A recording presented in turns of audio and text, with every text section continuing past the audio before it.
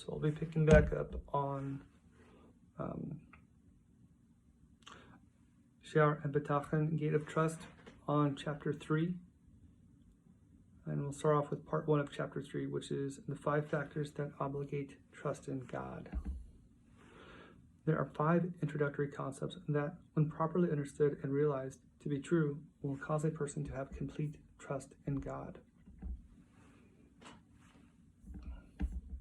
Part 2.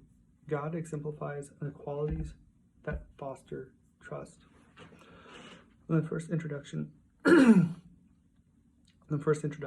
you must believe and clearly recognize that God possesses all 7 qualities, all of which, when present, enable a person to trust in him. I already mentioned them in the previous chapter and commented on them, citing verses that were available to me, which state that God possesses these qualities. The first quality, the Creator, may he be blessed, has more compassion on a person than any other compassionate being. In fact, any compassion and mercy that a person receives from anyone else ultimately comes from God's compassion and mercy, because he is the one who stirs mercy and compassion in the heart of that other person toward him. As the verse says, Deuteronomy 13:18, and he will grant you compassion and be compassionate with you and multiply you. The second quality, a person must believe that the ways that benefit the person are not hidden from the Creator. May he be exalted. Logic dictates this, because the person is one of God's handiwork, and there is no one who knows better what is beneficial or harmful for that which has been made, as well as the troubles that may catch hold of it, the ways in which he becomes ill as well as healed, than the one who created it. If we find this to be true regarding objects made by human beings, who do not actually create anything new through their actions, other than the external form of the raw material, and who have no skill or power to create the raw material itself, then all the more so must it be true regarding God, who creates the raw material itself, from which the person is made, as well as his form, his composite, and the orderly unity of the body and the soul, as well as the interaction between the various bodily parts. It therefore follows that he is certainly the wise one who knows what will benefit the person and what will harm him, and what is good for him, both in this world and in the world to come. As it is written, Isaiah 48:17, I am the Lord your God, who teaches you for your benefit, who leads you by the way you should go.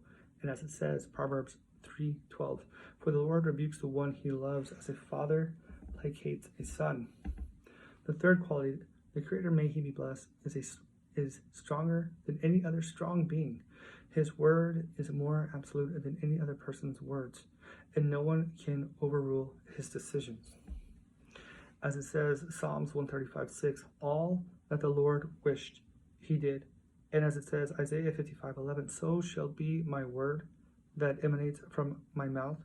It shall not return to me empty unless it has done what I desire. And the fourth quality, God supervises the governance of all people. He does not forsake them. Rather, he helps them with all their needs. He does not ignore them when they are in a time of hardship, nor are any of their matters concealed from him, whether small or large, nor does his being involved in one matter cause him to forget about another matter.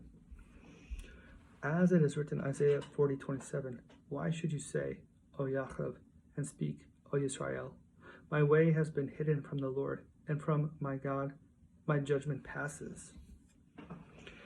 In the following verse, God responds in 28, do you not know? If you have not heard, the Lord is an everlasting God, and he is the creator of the ends of the earth. He neither tires nor wearies. There is no fathoming his understanding. The fifth quality, no creation has the power to help himself or harm himself, or to help or harm another person without the permission of the Creator. May he be blessed. For when a servant has more than one master, and each one is able to help him, It makes no sense for the servant to rely solely on one of his masters, because he expects to be helped by each of them. If, in fact, one of them, as a result of his greatness, is more capable than the others to help him, then the servant's reliance on that master will be stronger in accordance with his ability to help him, despite the fact that he relies on the other masters as well.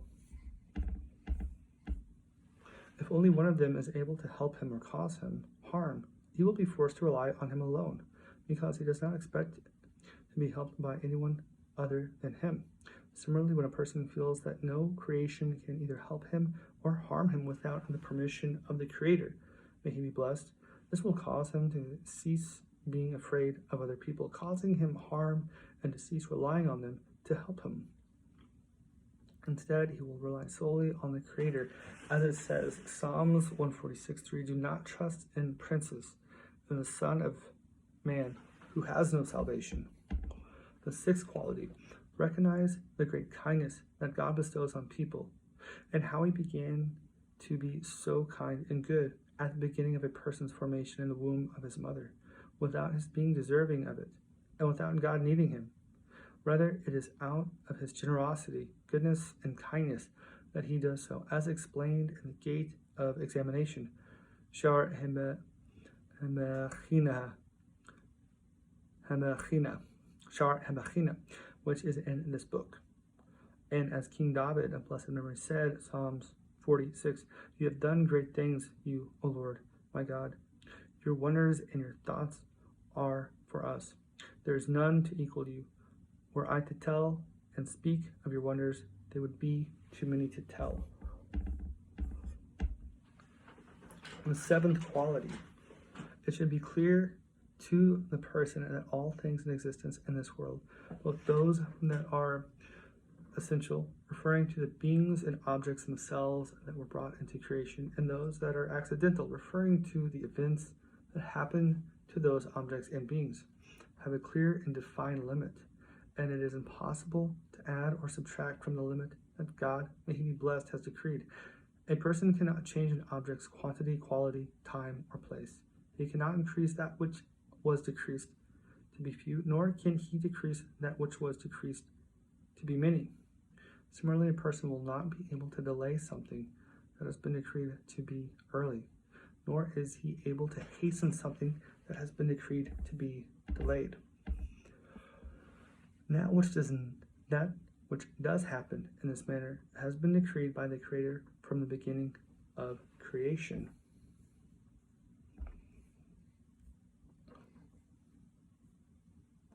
Chapter 3, Part 3, God is the ultimate and only cause. Simply all the prior decrees of God and that were simply all the prior decrees of God that were in the foreknowledge of the Creator were decreed in such a way that they have direct cause for their occurrence, and those causes have prior causes. However, someone who doesn't contemplate the manner in which the world is run, when seeing a change in reality, will think that it is the new cause that forces a change in reality, and they're being turned from one matter to another. In truth, the cause is too weak and insignificant to be themselves the reason for the change or transformation, as can be illustrated from the fact that a single grain of wheat produces 300 ears, and each ear of grain has 30 grains, so that one grain is therefore the cause for 10,000 grains, or close to that number, to be produced. It is not apparent to a person's mind that the grain itself is too weak to be able to produce such a massive quantity. The same applies to all other seeds that are sown and planted. Similarly, we will say regarding the creation of human beings and other living creatures, which are created from a drop of seed. Here too, it is apparent that the drop itself does not have the power to be the source of the entire person. This is also evidenced from the fact that a large fish is created from a small egg of a fish. When a person troubles himself with efforts to provide for his financial needs or any other needs and to hasten that which the Creator, may he be exalted, has decreed should be delayed, or to delay that which has been decreed should be hastened, or by trying to produce many of that which has been decreed should be few, or by trying to produce few of that which has been decreed should be many. Regarding matters of the world, with the exception of those matters that are necessary for the advancement of observance of mitzvot, and of the study of Torah, it is due to his weak understanding of the foreknowledge of God, who knows and has already decided at the beginning of creation all that is going to be. It is also due to a lack of understanding of the inherent goodness in which he conducts himself with the person, because in truth, everything God does is for the person's good. This concept has already been alluded to by the wise man, King Solomon, when he said, Ecclesiastes 3:1, everything has an appointed season, and there is a time for every matter under heaven. After saying this, he mentioned 28 different things that have set times, as he says, to a time to give birth and a time to die, until the end of his list, when he says, 8, a time for war and a time for peace. Similarly, he says, 9:11, for time and fate will overtake them all. He also says, 5:7, for the highest over the high weight, and there are higher ones over them. The ways in which the Creator upholds his decrees are too hidden, deep and lofty for us to understand, even part of them. All the more so are we not capable of understanding all of them. The verse already says, Isaiah 55:9, as the heavens are higher than the earth, so are my ways higher than your ways, and my thoughts higher than your thoughts. Chapter 3, Part 4, Complete Trust, No Lip Service. The second introduction. The person should know, and it should be clear to him that the Creator is watching over him and that nothing is concealed from him. Neither those actions that the person performs in public and are revealed for others to see, nor those actions that the person performs in private and are hidden from others. Even his thoughts are not concealed from God. Neither those that are hidden from other people, nor those that are apparent through his speech and actions. God also knows if the person's reliance on him is wholehearted or not.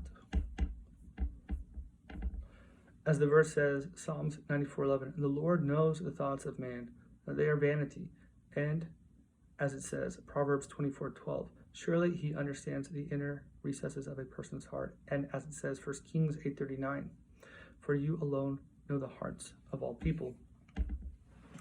When this becomes clear to the person who relies on God, then he will understand that it is improper to claim that he is a person who relies on God, may he be exalted, as a result of his verbal expression, without true reliance on him in his heart and in private.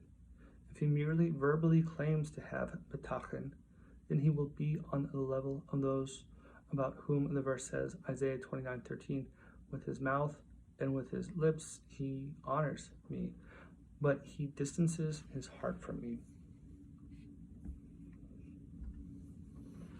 Chapter 3, Part 5, Exclusive Trust in God. The third introduction necessary to have proper Habitachon. The person must single out God as the only one he relies upon for those things regarding which he is obligated to rely on him, and he does not partner any other being with him to rely both on God as well as on other being, for his trust in God will be ruined when he partners another being with him. You surely know that which is said regarding King Asa of Yehuda, who, despite his great piety, relied upon the doctors at the time when he was ill, as it is written in 2 Chronicles 16:12. And also when he was ill, he did not seek the Lord, only the doctors, and he was punished for this. The verse says, blessed is the man who relies on the Lord, and the Lord will be his support. It is a well-known matter that when someone appoints two people or more to perform a specific task, the appointment will fail. Each one relies on the other to do the task, and in the end, it isn't done properly. All the more so does this apply to a person who relies on God as well as on others. His reliance on God will be demolished. This will be the main reason why the matter about which he relied on God will be withheld from him. As the verse says, Jeremiah 17:5, "Cursed is the man who relies on man and places flesh as his support, and who removes his heart from the Lord."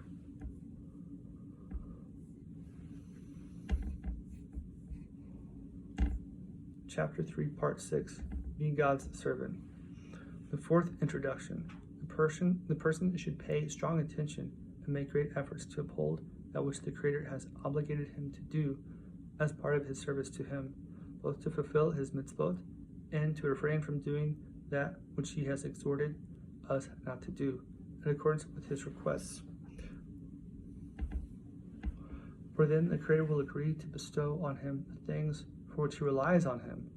As our rabbis of blessed memory said, Avot 2:4, "Make his will like your will, so that he may make your will like his will. Nullify your will before his will, so that he may nullify the will of others before your will." As the verse states, Psalms 37:3, "Trust in the Lord and do good, dwell in the land and be nourished by faith." Similarly, it says, Lamentations 3:25, "The Lord is good to those who await him, to the soul that seeks him." However, as for a person who relies on the Creator for his needs while rebelling against him, neglecting the observance of mitzvot, how foolish is he, and how weak are his knowledge and understanding. For a person knows that if someone is appointed by another to do a specific task, whether he is instructed to involve himself in one of the other's needs, or whether he is instructed to refrain from a certain matter, and he then goes and disobeys those instructions, when the one who appointed him finds out that he disobeyed the instructions, it will be strong grounds to refrain from doing that which the appointee had relied upon him to do. And this applies with respect to reliance on human beings. All the more so would it apply to someone who disobeys God's statutes and mitzvot, which he designated for our observance and warned us about them. The hopes of the one who relies on God will be dashed when he rebels against him, and he will not be fitting to be classified as a person who relies upon God. Rather, he is like the person about whom it says, Job 27:8, "For what is the hope of a flatterer who robs when God casts off his soul? Will God hearken to his cry?" And as it says in Jeremiah 7:9, "Will you steal, murder, commit adultery, and swear falsely?" And then it says in the following verse regarding those people, in bit 10, "Will you come and stand before me in this house upon which my name is called?" And then it says in the next verse, in bit 11, "Has this house upon which my name is called become a cave of degenerate men?"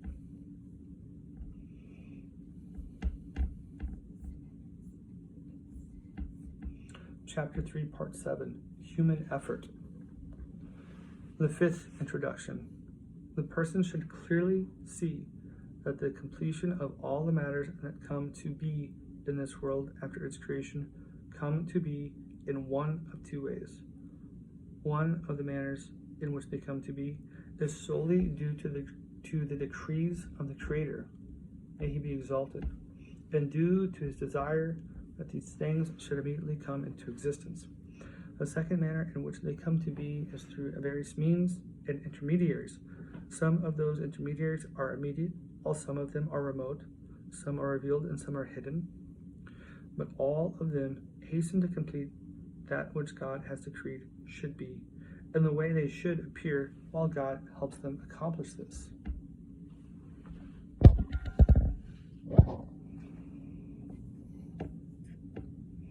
An example of an immediate cause would be the drawing of water from the depths of the earth by means of a pulley and a jug tied to it that draws the water out of the well. The remote cause would be the person who ties the animal to the rope that is attached to the vessel, and his moving of the animal that pulls the rope to draw the water from deep in the well to the surface. Then there are those causes that are between the person and the vessels that are being used to draw out the water, which is intermediary causes between the two matters. And they are the animal, the wheels that move each other, and the rope. If any of these aforementioned causes were ruined, the intended goal of drawing the water would not come to be. Similarly, for other actions that come to be, they do not come to be as a result of people's actions or through any other entity. Rather, they all exist due to the decree of God and his preparation of the means through which the action will be completed. As the verse says, 1 Shmuel 2:3, to him all the causes have been counted. As it says in Jeremiah 32:19, who is great in counsel and master in carrying it out. And as it says, 1 Kings 12:15, for it was something brought about by the Lord. If the means were at all lacking, then nothing would come to be as a result of the natural activities.